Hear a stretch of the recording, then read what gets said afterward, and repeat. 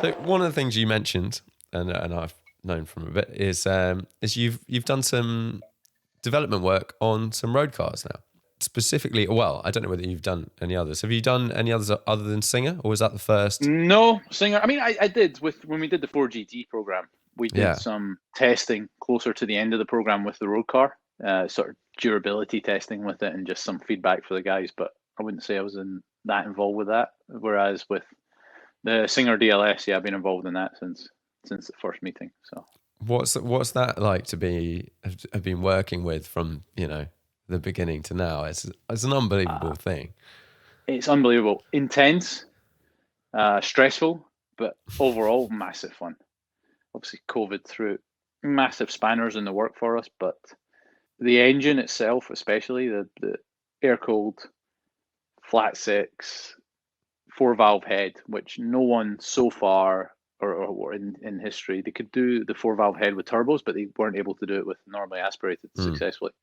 And we've managed to do that. It's got just over 9,000 RPM red line, and there's just no inertia. It's just the way that it pulls, the torque, the power, the way that it revs from low down all the way up to 9 is just blows people away. It's sounds great, feels great. I mean, it's still underneath. It's a 964, which we've tuned. yeah, So yeah, we've done the double wishbone front suspension, developed everything that we could develop.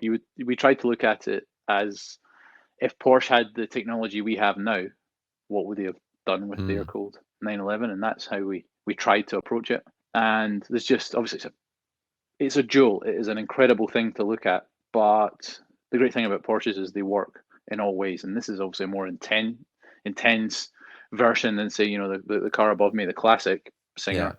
It's it's more track focused, but it still has to work. It still has to get there. It still has to be comfortable, work in traffic and everything else. It's just a joy to be involved in that and to see it all come together. But the perfectionist in me, just you're always just trying to find that next little bit, and that's part of what I love about working with Singer. And what's that sort of process like as a driver? How does developing a car work? What are you sort of inputting You on? What are you complain a doing? lot. You complain a lot. A lot of reports, a lot of writing, a lot of getting your thoughts down and trying to put them in a way that people can understand and Mm, translate. So I like this of the steering. I like the steering doing this. I don't like this weight. The brake. Don't like this about the brake. The clutch is too heavy. It's too light. The throttle's too light and it's bouncing about. It's too heavy. All the elements, just everything, down to even the illumination on dials, the way a gear knob feels, mm, the seat and the seat padding, and making sure it's not just good for me, but for different shaped people. Every single element, window wiper, everything, every single little detail that we've changed, you have to make sure it works well and that it's fit for purpose, but that it works well, but it's also got to make you feel good too. With this car, people will say, "Oh, what's the 0-60? What's the lap time? What's the yeah, top speed?" yeah. We have no clue, no clue. It feels bloody fast, but it's how it makes you feel and it's how it performs. It's still underneath a trailing arm 964. Yeah. So it's a short wheelbase.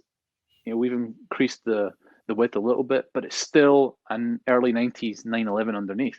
So there's certain idiosyncrasies we wanted to keep, and there's certain limitations with that. But it's just hopefully making the most extreme version of an air-cooled 911.